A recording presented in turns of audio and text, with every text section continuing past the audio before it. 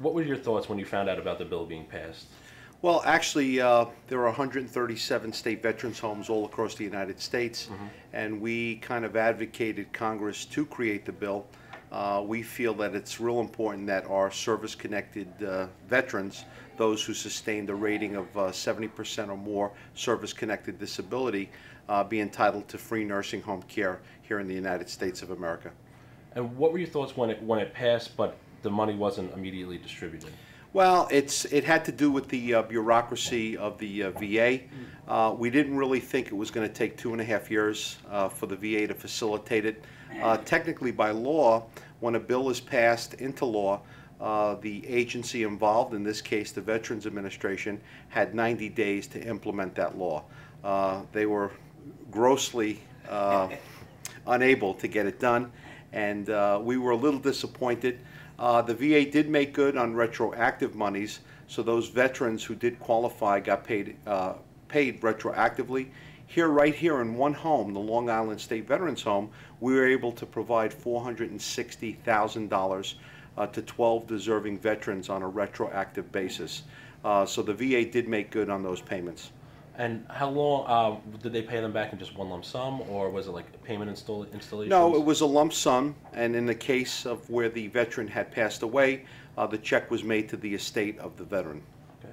And it affected how many people again? Just on the retroactive side, about 12. Currently here at the home, we're a 350-bed home, and we have about 15 veterans today who are 70% or more service-connected disabled. And what are the processes they have to go through to get the money back? Well, the retroactive money has already been distributed. There was no process. We just internally were able to identify who they were, and we as the nursing home filed the appropriate paperwork with the VA. Okay. Let's see, what else? Yeah, I read in a Newsday article that you were hoping that it wasn't going to take that long. Can you just give me your thoughts about while the process was going on? Pain and a little bit of frustration. Again, we're dealing with a very large bureaucracy. It's an important piece of legislation, though. I think for your listeners, you have to realize that right here on Long Island, and I'm talking 2 counties, Nassau and Suffolk County, there are over 6,000 veterans who have been rated by the Veterans Administration as 70% or more service-connected disabled. Now, not everyone needs skilled nursing care at this time, but for those guys, it's going to be a very big deal.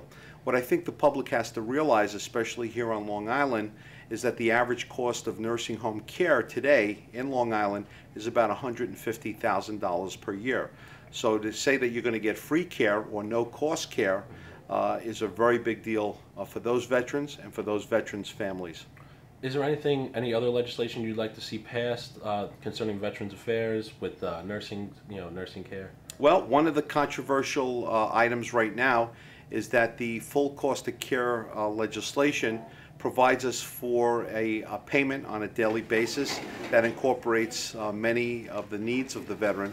But many of these veterans have also paid into the Medicare program, specifically Medicare Part B and Medicare Part D.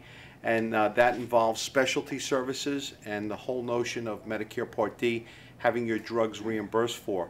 So in some cases, small example, we might have a veteran here who is ill and might be on a very expensive antibiotic. The home would still like to be able to receive reimbursement for specialty drugs from the Medicare program. One of the controversies is the fact that the VA is a separate agency than CMS, which is the Centers for Medicare and Medicaid Services. Our feeling is that the veterans, many of them who, after being discharged from the military, went on to work in other careers and paid into the Medicare system their whole lives. And now at this point, when they need the care, we think the home should be able to bill Medicare as well for some of the services they need. Now, under the bill that was signed for the 70% related disabilities, does that cover everything in the home from treatment to medicine? Yes, and it would even include things like dialysis. So one of the issues we have is while we think the payment is good for basic services, we don't think the payment right now covers things like specialty services. So for instance, if a veteran had to go out 3 days a week and get dialysis, that's a very expensive kind of treatment. if a veteran was on chemotherapy, if a veteran was on radiation therapy, other kinds of very active treatments. These are very expensive items, and we think that the country, whether it is the VA or the Medicare program, should be able to pay for these items.